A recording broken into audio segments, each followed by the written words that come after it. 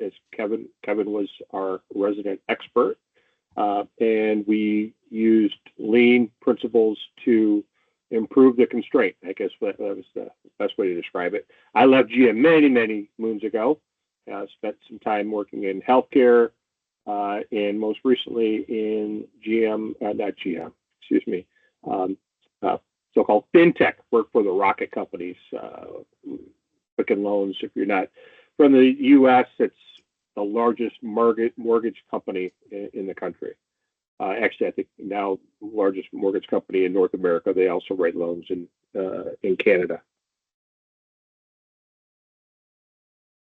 There's the Reader's Digest view. We're coming at 1 o'clock.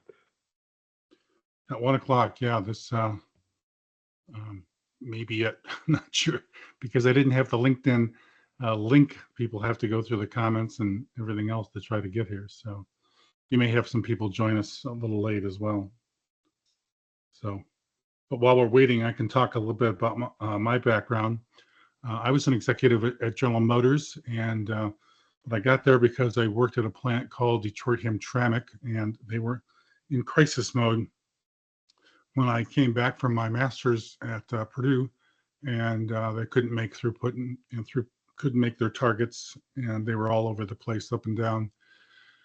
And so it was, they were talking about closing the plant and doing all these things that possibly would end the entire process and or the entire plant. So we happened to find out about about theory of constraints and software called Seymour that GM Research had developed. At that time, it was called See-Through, and said, "Wow, that's probably going to work." So we took all the data that we had, put it into that system, found the bottleneck, and then fixed it, and throughput went up. And it's like, wow, that's amazing. Cause and effect. So we did it again, found the next bottleneck, and throughput went up again. And soon we got the plant running to full rates, and very, very consistently.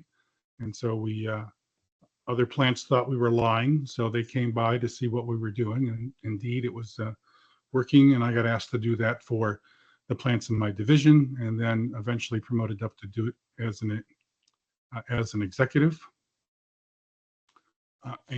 So then we were doing it in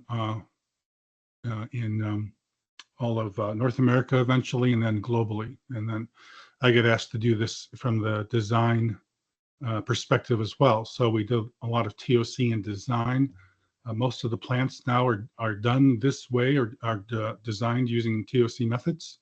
In the throughput improvement process, which I put into all the plants in the world, at least they were in process of doing that when I left.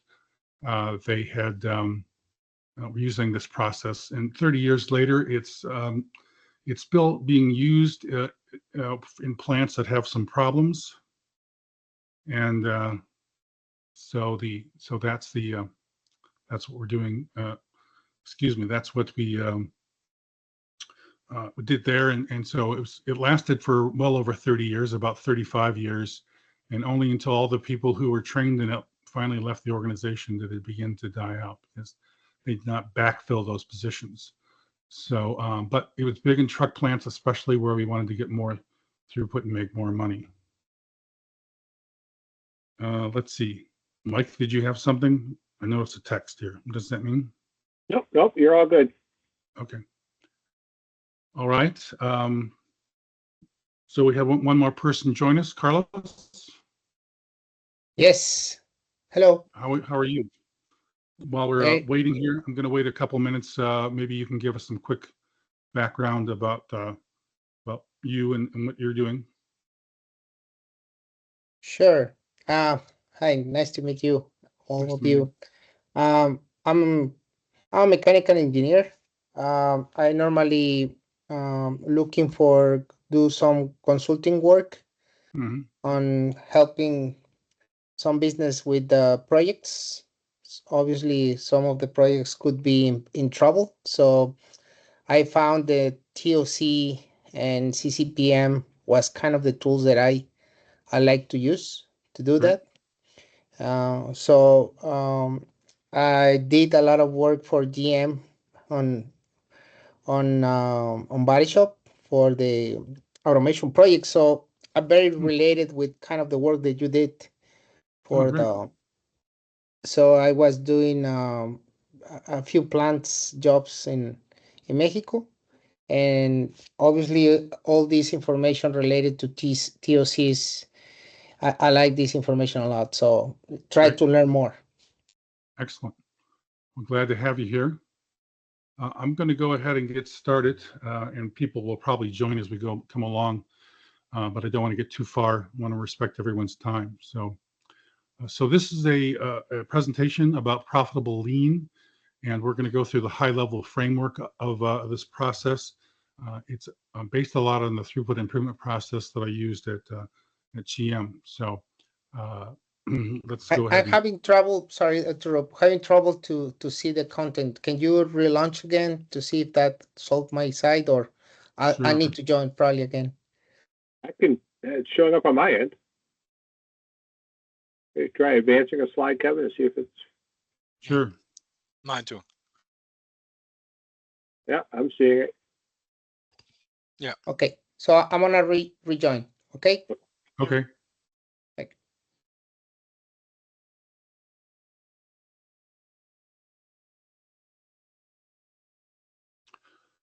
So I'll go ahead and get started on the first part of it, and then when Carlos comes back in, we'll if he has any questions, we'll catch him at the end. So here's some givens, and I think it's important that we cover these because a lot of the times when I talk about something like profitable lean, people are construing that as lean doesn't work, or the TPS system doesn't work. And what we find is that and even the TOC applications that we look at all work in the short term, but they fail in the long term. And that's one of the things that I was able to successfully do at GM. And there's some basic reasons why that is. Okay, I can You see it now, Carlos? Yes. Okay, great. So this is not a discussion about whether all these methods are good or bad. It's more of a method of a conversation of why they don't last for anything more until the first significant management change.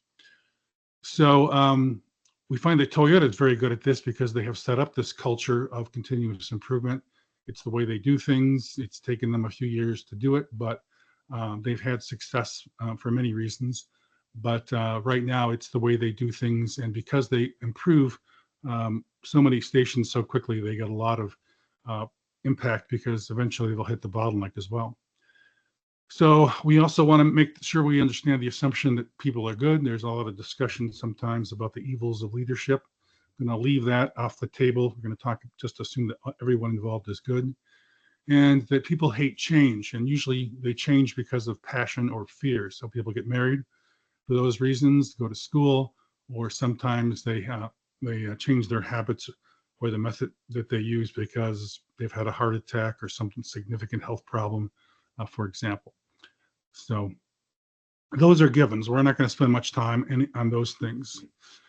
So the current state of most of the lean TPS, TOC applications that I've seen have great short-term success and long-term failure. And part of this is the cultural difference in all of this. The cultural difference in Japan, post-World War Japan, was a disaster. They had to change fairly quickly. And this is how one of the reasons Toyota became very immersed in their own process. Plus, they had a solid background in some of the concepts that Ono developed, and those were all very logical, and they all worked fairly well. And logic plays a key role in some of these things. The 2020s business culture is completely different than what Toyota used when they started off. So we're going to not spend a lot of time except to say the Western business culture values time and money. And that's one of the things we have to decide to conform to or to not. And we'll talk about some of the difficulty with the theory of constraints. While it is, in some cases, has a better success rate, it still has its own problems in the long term. We'll take a look at some of the issues around profitability and the power of habit. These are the other two things that we'll cover briefly to make sure we understand why some of these processes did well. So we also know that every organization desires continuous improvement, at least everyone I've talked to. Most have tried Lean, and some have tried it more than once. And they've always seen short-term success, but they've never gotten supportive leadership, particularly after the first leadership change.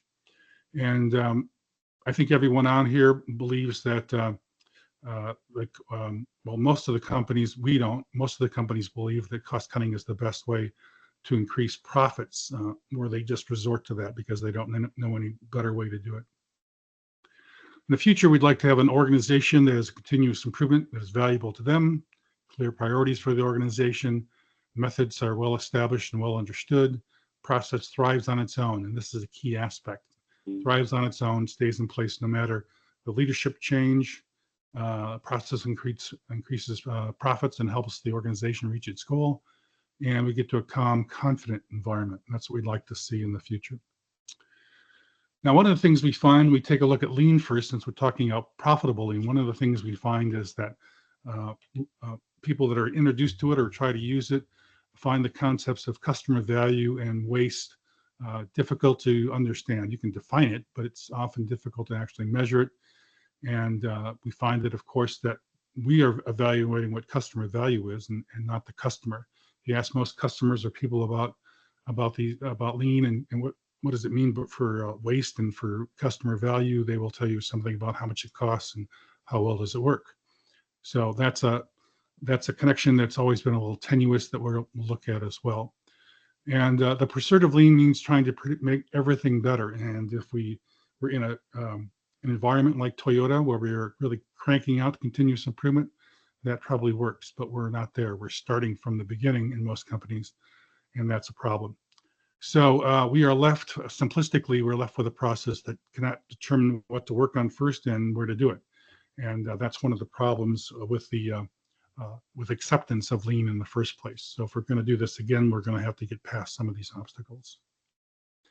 Again, the business culture is completely different. We find that Toyota Production System works great for Toyota and any plants that they manage. And that becomes one of the things that people try to emulate because of that.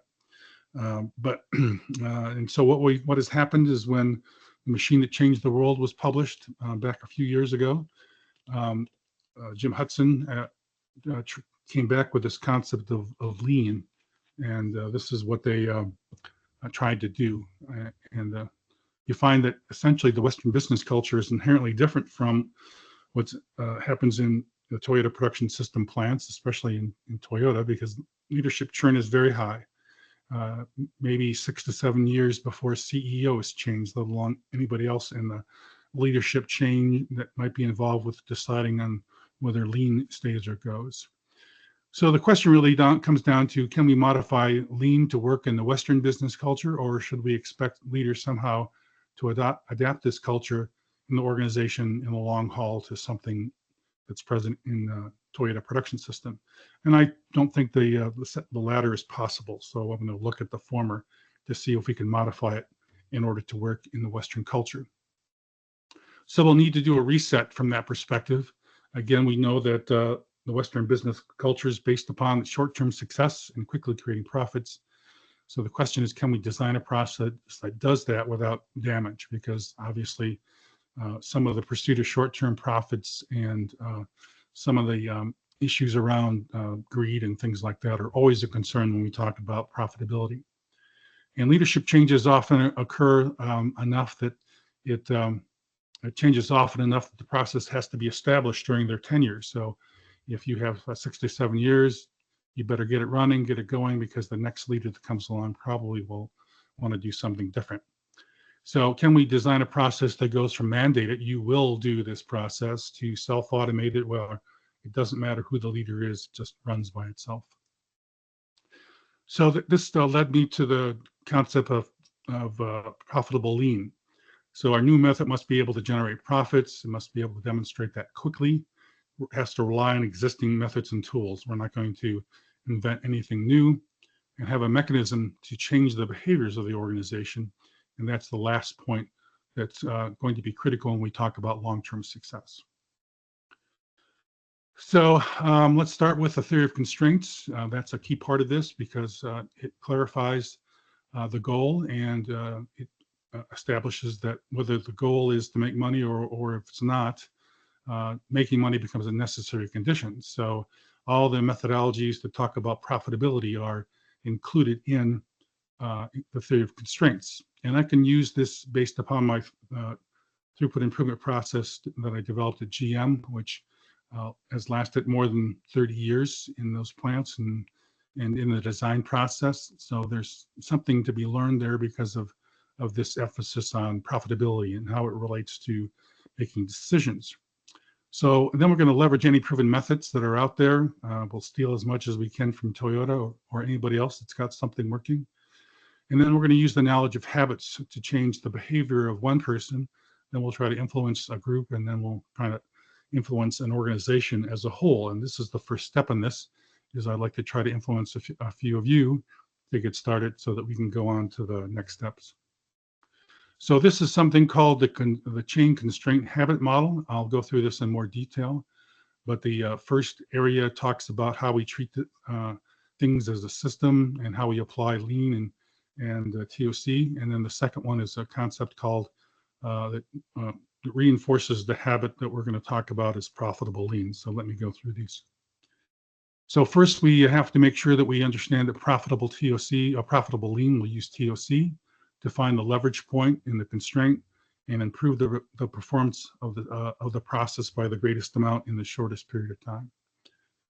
And then we're going to use something called throughput accounting, which is part of TOC, to make financial decisions, because the ability to net profit, as I've said before, is necessary, is a necessary condition. Everyone who's in business, whether they're for-profit or non-profit, they have to have money in order to support their operations. And throughput accounting is vastly better than cost accounting. We'll leave it at that for right now. So once we understand where the weakest link is from the overall perspective of improving the system, we find that there's a whole plethora of tools that we can use if we apply them correctly at the constraint. And some might be something as simple as observation and taking a few cycle time measures, and some might be more complex or be something like a 5S event, which may take a couple of days depending on how we run it. But we take a look at this concept of profitable lean.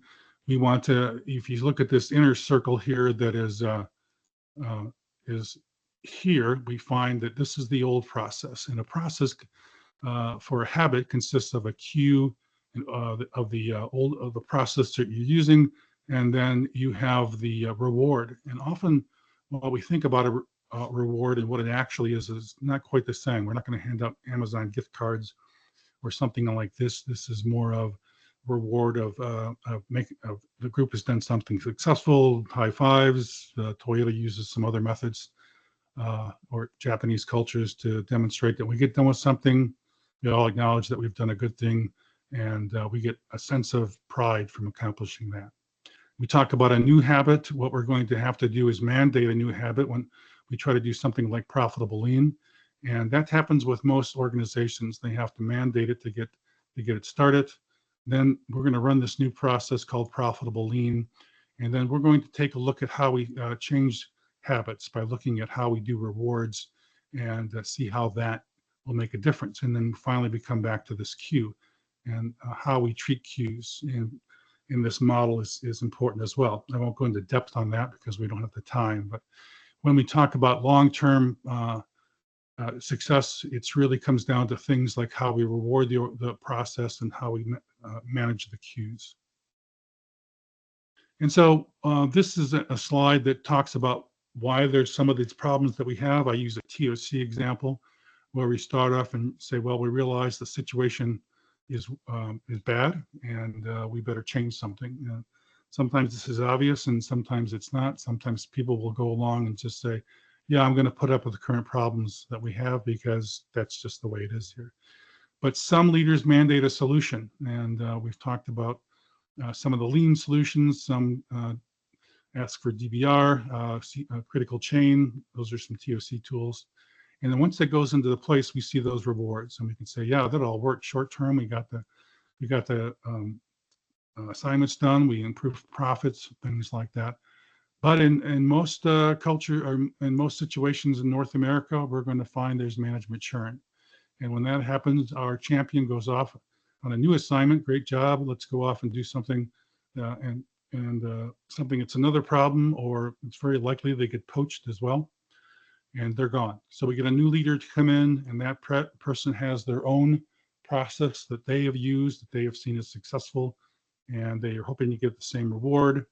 And so they also see the possibility of making their mark and saying, well, I can change this part of the organization, and they must have put me here to do some of those things. And so what happens is whatever the solution is, it gets removed. And that's the problem that we end up having. Most of you probably have seen something like this occur. And so we talk about the new method. We'll still get this mandate. And we saw that's a GM that we were going to do the throughput improvement process first. In this case, we'll talk about we want to establish a lean first, or a profitable lean. And then we're going to go through this process of finding the bottlenecks, finding the constraint, and attempting to work on those. And so that's the difference. We'll use the same tools, but we'll make sure that we find that we're working on the right things. Hey, John, good to see you. Hello, Keller. Yeah, so we're just in the middle of all this. You can go back through some of the slides maybe and see this, or watch the tape when we're done. Sure. What's Anyway, the recording? so here's so this was the tip process that we developed. And then every time we did it, we got throughput to increase. But we didn't realize, or at least I didn't realize at the time, that there was some things about how we managed the queue that kept this process running. And of course, one of the things that we saw is because throughput increased every time, that was a very visible impact on the system. You could say, yep, I really did something that made a difference to the bottom line. And that was also very empowering to the people who were involved in the group and got better management support. So because you see this happen, what the side effect is, you saw a lot of team autonomy where people could just run this process by themselves. So if we take a look at something like profitable lean, we're going to have to be able to establish this team autonomy so that when a new leader comes in, this group will be able to point to the profits and the things that they did and say, yep, we did these things and got better results. They'll struggle against change because this new process is really the way it's done around here. So we've heard that as a bad thing before. Now it's a good thing. This is the way we do things. And then the leadership, as we saw in the case of General Motors, they just wouldn't touch this because it's obviously working.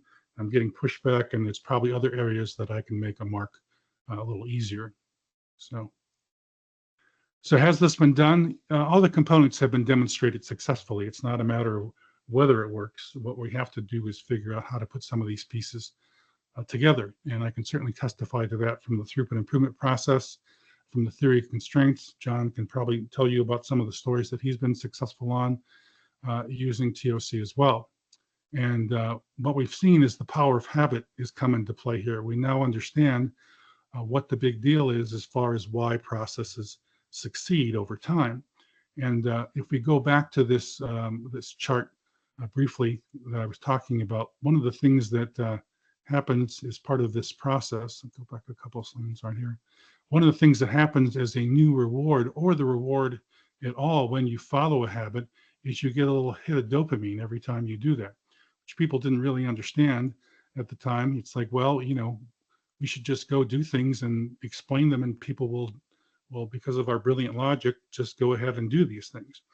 We fail to realize that it's so easy to fall back into their old habits because they understand how it works, and every time they do it, and they get a little hit of this dopamine. And it's a real subtle aspect, but it happens enough in things like losing weight and for trying to break other habits that you find that science has shown that this dopamine hit is one of the reasons why people stay in their current thinking. And so that applies to what happens in TOC and some other areas, that what you're doing has to be bigger than the dopamine hit that you get from a habit, completing a habit. So there's a little more to that. I can't explain that in full, but that's the concept behind it that we're looking at. So has this particular process been done, Profitable Lean? The integrations are the key to this. So we can't say it's been formally put together this way yet. Again, we've seen portions of it. Everyone can attest to the success of their portion of it. Putting it together and understanding how habits work will help us establish it in the long term. So first you have to establish the logic, and then you have to be able to explain it to process owners. Most won't attempt to take it on or take on a process like this, but one implementation is all we need to get it started. So today is the first day of that journey, if you will. We're going to try to talk to a few people, and on the recording as well. Hopefully people will see this and get interested enough to say, I want to learn more about this. I want to be an expert in this particular area, or I want to try to implement that. And then we can find a place to put the seed in for the first time around, if you will. So from my perspective, this is a call to action. I'd like people to learn more about Profitable Lean, become part of those who support its use, look for a place to implement, and help to develop it over time. Because while all the components seem to work fairly well, when we integrate them together, we're probably going to run into problems. And certainly the process of implementing any continuous improvement process is difficult to do. So I have a calendar account called Calendly. You can schedule a time there. You can see, you can click on my link and my TOC account to do this. And but I expect that as I try to, I'm not going to really try to sell this process as much as try to talk to people who have the problems and deal with the problems. So I'm looking for not everyone to do this, because some people won't give up on their tattoos. This is the way we've always done it, and this is the way I'm an expert at, and that's it. And so a few organizations will see the logic. However, those are the ones that we'd like to focus on. And but we know it's going to be difficult to implement, and there will be a few of us, or maybe the few that are involved, will have to understand that we're going to have to deal with some of the failures in order to get to the success of doing these things. That's true in any methodology, but it's true here as well. So, and I think that's it. I do have a syllabus that I put together for the first time. It's a little hard to read here. I'm going to post this on my LinkedIn account, but this is what I propose as a teaching methodology to get started. This is what I've put together as part of this coaching mechanism, and trying to get people or organizations together to help learn this process, so that when the first people get involved with this from a plant perspective or from an organizational perspective, there'll be some people around that can help me get these things done. So I don't expect to be doing all these things myself, nor do I expect to be putting some kind of large company together to do this. I'd like to leverage the experts that are in the field to try to get these things done. So that's really it.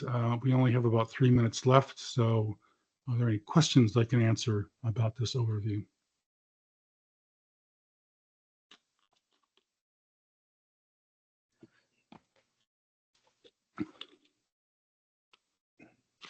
Hello? Yes. Yeah. Well, not so much as a question, but more or less a remark.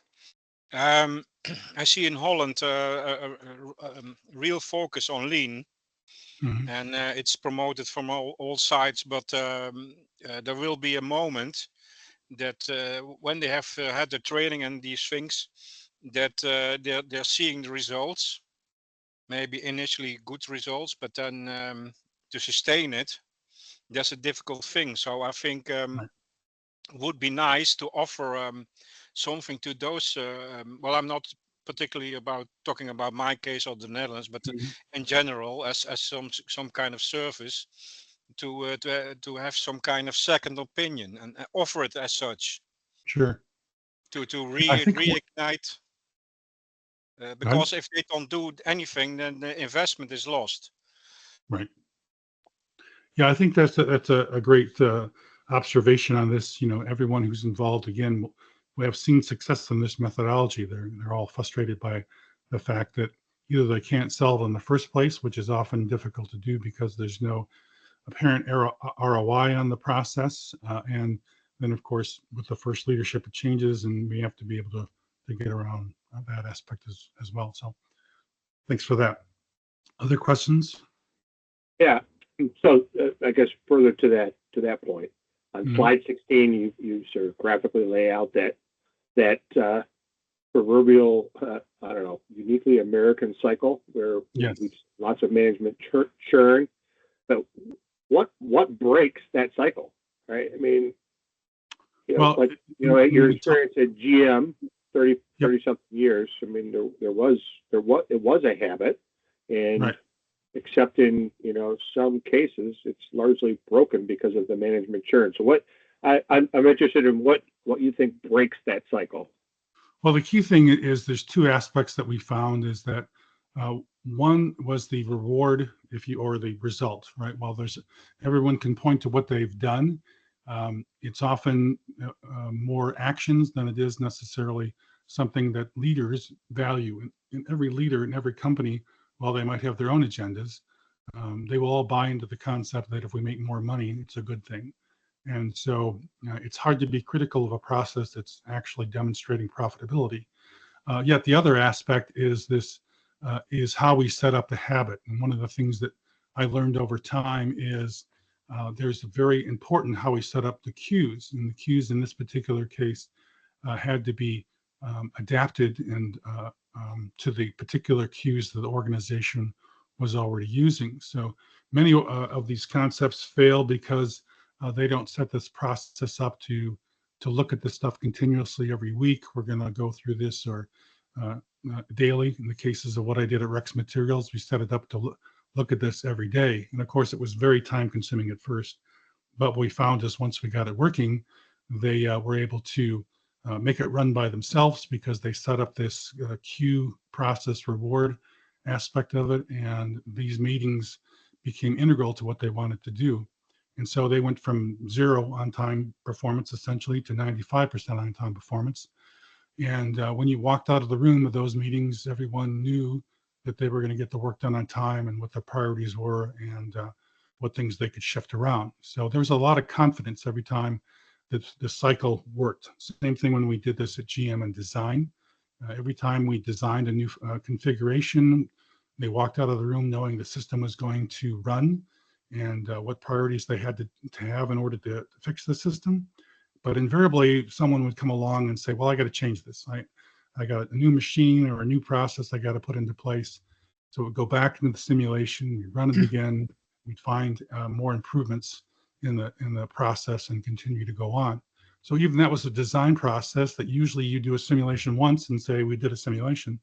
They did simulations every week, and they did basically hundreds of simulations, perhaps even thousands in some cases, from the time they first said, we're going to introduce a change as far as a new product is concerned until it gets to the market. So, so that's the key thing of it. We set up the cues correctly, which is we have a regular process that we try to build off of or build on, latch onto, and then we show this bottom line impact, because anybody who comes in new might second guess the ROI, saying, gee, we've spent $100,000 on lean. What's the ROI on it? And we can't point to that. Where if you spend $100,000 in profitable lean and you were getting bottom line results, then you would see that as well. You'd see that kind of improvement as well. So that makes sense, Mike? Yeah. Oh, for sure. Kevin, I'm not saying it's Kevin's going to be good. easy if we do this again. Go ahead. Kevin, can you hear me? Yeah, John. Okay. So comment, can you elaborate a little bit on the reward? It's a feel-good empowerment thing that you're talking about, which is great. Is it a shared reward? Well, that's key as well. Usually you don't try to do this on an individual basis. You try to say, for example, what we did at Rex Materials and doing the on-time performance, the groups were getting together from the plant and from engineering and from central office, and they would get all these things with the right priorities, know that they were going to get things done on time. And once they started to see that they could do this, there was this sense of reward walking out of that meeting saying, yep, we know it's going to work. We don't have to blame anybody else for what's going on. And so you see this kind of camaraderie, if you will, call it any kind of team perspective from a high five perspective, we're doing a good job, success breeds success. All of those things go into this kind of reward. But like I said, if we rely on something like handing out checks or handing out gift cards, they may work once, but it's hard to rely on that on the long term. So that's why the habit design, John, is so important. And key part of profitable lean is we're going to design habits. We're not going to be a victim of that. So we're going to, any process we look at, we're going to say, how do we design the habit so this is maintained? So that's a difference in that we're going to design habits in this process. So we're going to figure out the cues, the process, and how the rewards are generated for all of these. So by the time we have, that's about the easiest way I can explain it. Okay. Other questions? Just a comment. Mhm. The LinkedIn work, I eventually found a link to Microsoft Teams. So for Yes. future reference, maybe I don't know what platform you're going to use. Yeah, I was sitting waiting on the other side. Yes. Well, the problem was that I can't set up a LinkedIn event because I don't have enough followers on my company. I have plenty of followers on my own name. And so when I tried to set this up after I scheduled the meeting, when I tried to set up the Zoom process, it said, you don't have enough followers to do this on your company site. So, Yeah, just for future reference. Yeah. Yep. But it sounds, John, you said you were waiting on the other side. So was there an event? Did something start up for you? When you clicked on it said click here to go to the linked event, right? But it just remained dormant, and they said they'd let you in when the host appears. Yeah, so it didn't right. work. And then I plugged around and had the same problem. And Yes. you must have found the same link that I did eventually on Teams. Yeah, so I'll run this again at some point when I get 150 followers, but at least we got the video out there today.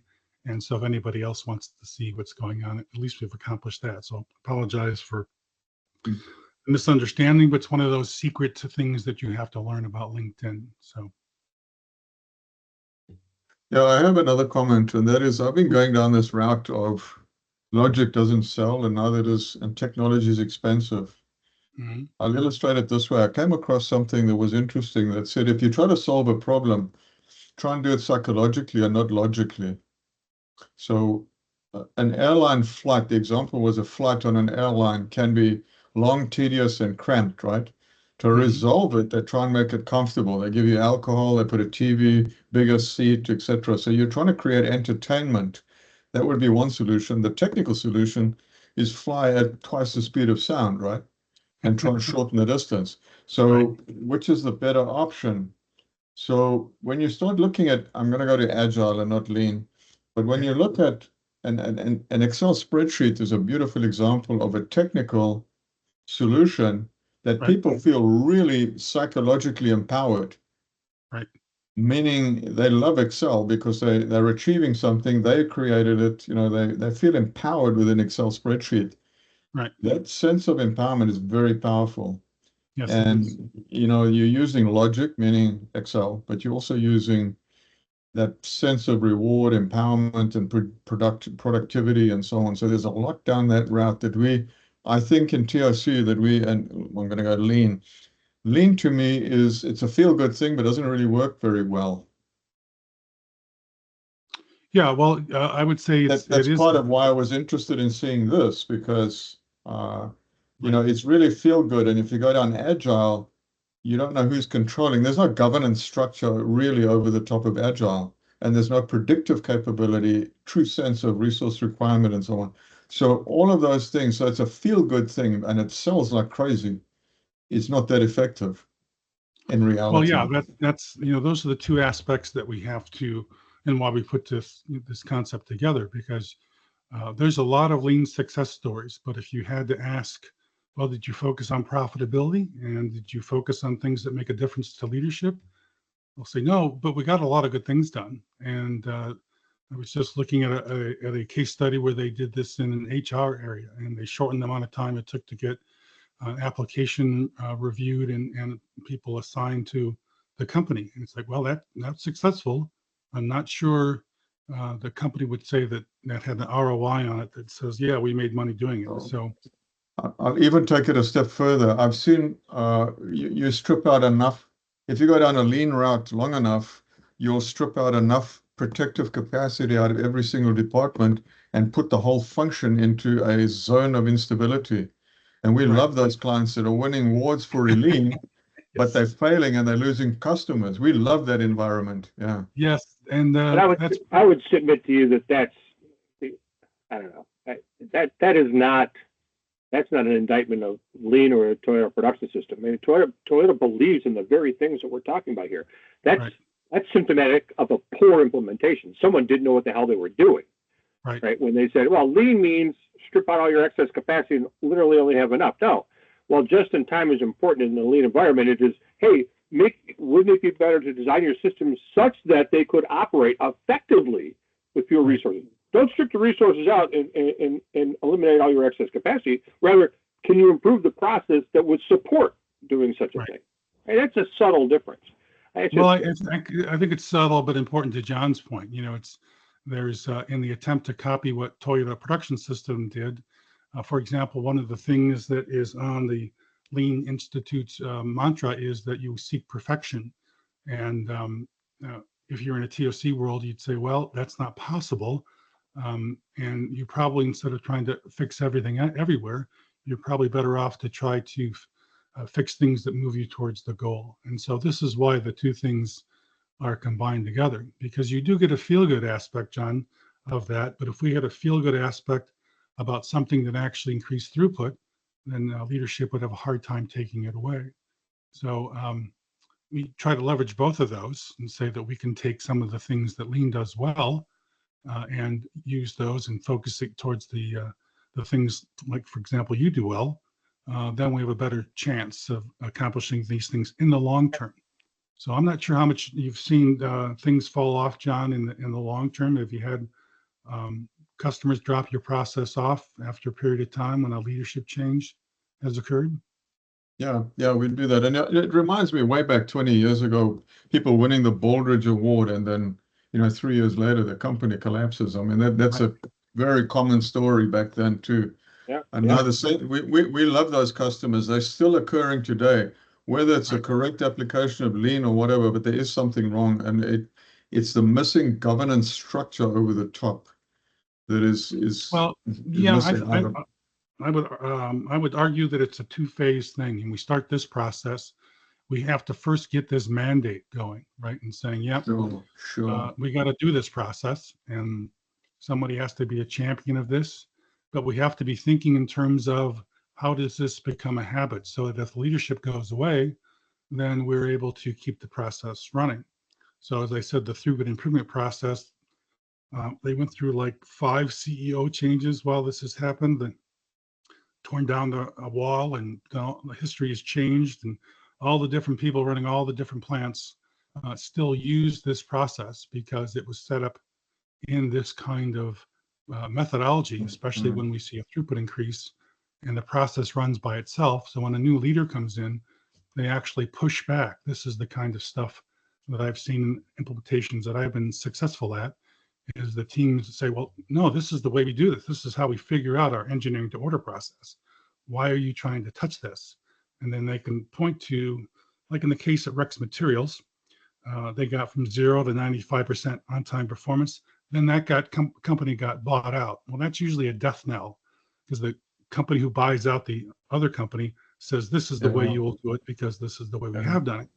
Instead, it went viral the other way. The company that bought them out started using that in their processes, and they mandated in other companies. And so there was a viral aspect going upward out of the system versus downward, because it had become the habit, the way they did it. And when companies, when the people who bought them out saw how smoothly the process ran, which I call the calm confidence that comes with a process like this, they saw that, it is logical, that's for true. It is having a bottom line impact, but the organization became to the point where that's the way we do it. This is how we do engineering to order. So you're going to have to undo a process that's working in order for us to adapt another process. And it's a little harder to do. Then you're putting the challenge of change on the new leader to break a process that's working. I'm not saying that's not possible. There's a lot of processes that have been broken by leadership that have purposely tried to do these things to cut costs. So it's not like it's guaranteed, but it certainly improves the chances of success. And I've seen this time and time again from the implementations I've done where, you know, you can survive leadership changes, which seems to be the main driving factor. Okay. But it's hard to convince you until we do it once, right? It's like, yeah, all makes sense, but let's try to implement it once and see.